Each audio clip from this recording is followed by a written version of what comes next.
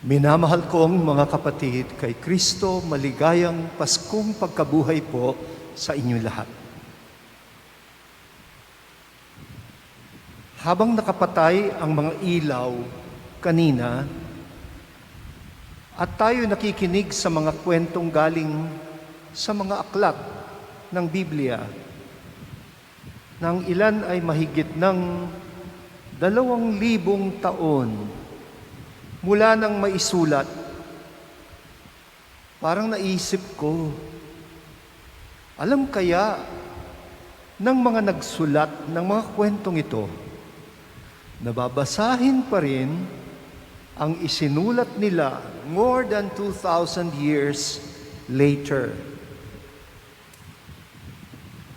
Katulad ng creation story, kwento ng paglikha, ang kwento ng pag-aalay ni Abraham, ang kanyang anak na si Isaac, bilang sakripisyo, ang kwento ng Eksodo at pagtawid sa dagat na pula. At kung paanong ang lahat ng mga salaysay na ito ay nabibigyang kaganapan at katuparan sa kwento ni Jesus. Parang mga kwentong walang kamatayan. Kung may isang bagay na nagkaroon ng malaking bahagi sa aking pagkapari na maaga kong natutunan sa pamilya, ito ay ang pagkukwento. Ang yumaong tatay ko, noong buhay pa siya, pag-uwi namin sa bahay, kahit saan pa kami nanggaling, kaming mga magkakapatid, ini-expect niya lagi na magkwento kami. Anong nangyari? Hindi lang siya makikinig. Napaka-interactive ng dating niya. Nagtatanong, nagre-react, at humihingi ng kasunod. At pag maganda yung kwento, minsan pinauulit pa niya kahit na ikwento mo na. At maaga rin naming natutuhan, para daw matutong magkwento, kailangan matutong magbasa ng mga kwento o makinig at mag-appreciate ng magandang kwento ng iba. Wala yatang tao dito sa mundo na hindi interesadong makinig sa magandang kwento. Kahit ano pang kulay, lahi, salita, relihiyon o social status na kinabibilangan. Likas yata talaga ito sa atin bilang mga tao. Kaya siguro, dumami at lumawak ng husto ang mga paraan ng pagkukwento. Pwedeng magkwento sa panulat o literatura, sa radyo, sa telebisyon, sa pelikula, mga performing arts, sa entablado, sa teatro, sa awit at sayaw, sa mga visual arts, paintings, sculptures, photography, art installations, at ngayon, kahit sa maraming mga social media platforms, papadami ng papadami ang mga paraan. Pero lahat ay nagsisilbi lamang bilang mga kasangkapan para sa mahusay na pagkukwento. Sabi nila, ang pinakamatandang existing paintings ay matatagpuan sa loob ng mga kuweba.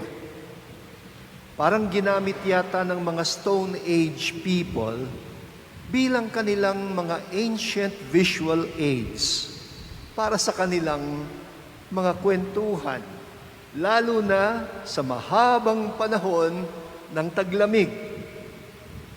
na kinakailangan muna nilang magtago sa loob ng mga kuweba at marahil upang hindi mainip ay natutong magkwentuhan. Alam naman natin, hiram na salita ang Tagalog na salitang kwento. Galing ito sa Kastilang contar at kwento with a C. Ang talagang Tagalog na salita para sa kwento ay salaysay. Mahilig tayo sa salaysay. Pero alam din naman natin na hindi lahat ng salaysay ay may saysay. Kaya magandang isipin na ang history para sa atin ay kasaysayan. Na bukod sa salaysay, ang mahalagay makita ang saysay nito. At kaya din nating kilatisin ang kasinungalingan, ang panlilinlang, at mga ulat na sadyang nanliligaw o naglilihis ng landas natin. Sabi nga ni Father Willie Samson, ang aming mission chaplain sa Sacred Heart Mission, at kasama ko, katropa sa Storytellers Society Incorporated, ang hanap ng tao, hindi basta kwento, kundi mga kwentong may kwenta. Mga kwentong may kwenta. Siguro, ito ang tunay na layunin o hangarin ng pagkukwento.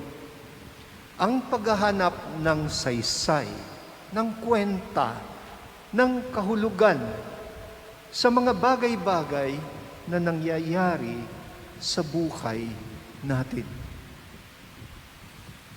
Kaya mula nung magpandemya at tayo'y manatili sa ating mga pamamahay, sana sa mga pamilya ay bumalik ang kwentuhan.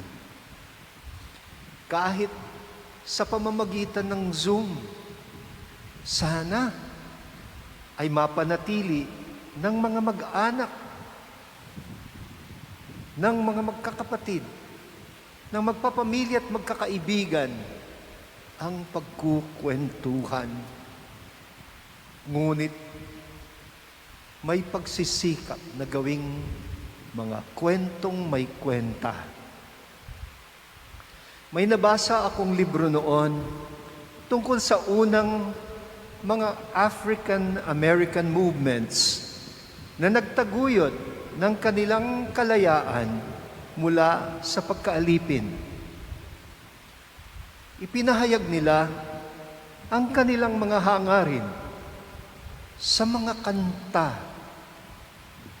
kantang pangsimbahan na sumikat at ngayon ay naging mga tinatawag na Negro spirituals. At gayon din ay mga tula tungkol sa adhikain para sa kalayaan. At ang mga nanay at mga lola, ginamit daw nila ang lahat ng mga tinatapong mga basahan at retaso ng damit. Kung ang mga amo nila ay may lumang damit na itatapon, tinatago nila. Kung may retaso ng tela, mula sa pinaggamitang tela, sa pananahi, tinatago nila. Anong ginagawa? Nire-recycle at ginagawang mga kumot na pinagtagpi-tagpi, pero ang mga larawan ay may kwento. Ang tawag ay quilts. Parang nagka-ideya ako nito nung mapanood ko yung pelikulang How to Make an American Quilt. Mga kumot, mga punda na may kwento ng kanilang mga ninuno kung paanong sila'y binihag mula sa Afrika at ginawang mga kaawa-awang mga alipin ng mga puti, kung saang tribo sila nagmula. Ang mismong pananampalatayang sapilitang pinayakap sa kanila ng kanilang mga amo at ginamit upang mapasunod sila, aba ito rin ang mismong nagbigay ng inspirasyon at lakas ng loob sa kanila upang mangarap ng kalayaan. Ang kwento ni Moises at mga aliping Hebreo, ang pagtawid sa dagat na pula, ang mahabang paglalakbay sa disyerto upang makapasok sa lupang pangako na naging simbolo ng kalayaan. Ang kwento ni Jesus, ang pagdurusa at kamatayan ng anak ng Diyos bilang anak ng tao sa kamay ng mga mapang-api dahil lamang sa kanyang malasakit sa mga maliliit at mga nasasantabi sa lipunan. Ang pagbangon niyang muli mula sa kamatayan, lahat ng mga kwentong ito ay para bang naging ilaw nila sa kadiliman. Noong mga nakaraang mga linggo, nagmisa si Pope Francis para sa mga Filipino OFWs sa Roma, kasama si Cardinal Chito Tagle, upang gunitain ang 500th year of Christianity. Nasabi niya sa kanyang homilya na ang natanggap daw nating regalo ay dapat patuloy nating ibahagi bilang regalo sa daigdig, na ipagpatuloy natin sa gawain ng ebanghelisasyon. Pero, nilinaw niya na ang tinutukoy niya ay hindi proselytismo. Para kay Papa Francisco, hindi ebanghelisasyon ang sapilitang imposisyon ng isang dayuhang relihiyon sa mga tao sa pamamagitan ng mga hindi makataong pamamaraan at paglabag sa kanilang mga konsensya. Alam ko ho na may nagtatanong, ano daw ba ang dapat ipagdiwang tungkol sa nangyari noong 1521? Dapat bang ipagdiwang ang pagdating ng mga mananakop na Kastila sa ating bayan? Hindi raw ba kinasangkapan lamang ang krus para maipataw sa atin ang espada? Hindi daw ba ginamit ang pananampalataya para mas madaling maipataw ang kolonyal nilang kapangyarihan sa atin? May punto sila. Pero dapat ding itanong kung bakit kaya kahit humantong tayo doon sa sandaling nilabanan na natin at sa bandang huli iwinaksi natin ang kolonyal na kapangyarihan ng mga Kastila, hindi ba kayo nagtataka na hindi natin kasamang iwinaksi o itinapon ang dayuhang pananampalatayang Kristiyano na dinala nila sa atin? Palagay ko, may simpleng sagot yan. Dahil ang pananampalatayang ito, pagdaan ng panahon, ay naging atin, hindi na dayuhan, na ang dating dayuhang pananampalataya ay nag-ugat at nakuhang tumubo sa matabang lupa ng ating mismong katutubong kultura at espiritualidad. Hindi ko tatawaging Espanyol ang Kristyanismo natin. Pilipino ito. Katulad ng mga African Americans, natuklasan din kasi natin ang kapangyarihan ng mga kwentong Hudyo at mga kwentong Kristiyano tungkol sa paglaya ng mga alipin, tungkol sa likas na dangal ng taong nilikha ng Diyos sa kanyang hugis at wangis, tungkol sa kaligtasan at sa pagtubos sa pamamagitan ng pagdurusa, kamatayan at pagkabuhay ng anak ng Diyos. Hindi ho dayuhan ang paghahagilap ng kwentong may kwenta. At ang Ebanghelyo ay ang kwento ng lahat ng mga kwentong may kwenta.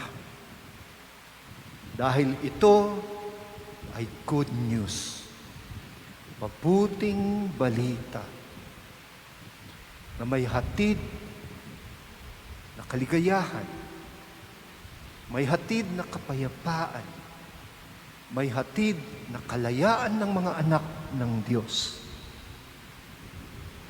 Tinuturuan ang lahat ng tao sa alinmang bansa, lahi, kultura, o alinmang sulok ng daigdig ang magkwento ng tama, kwentong nagbibigay pag-asa, mga kwentong nagpapaangat ng pagkatao, mga kwentong hindi kailanman yumuyurak sa karapatan ng kapwa-tao.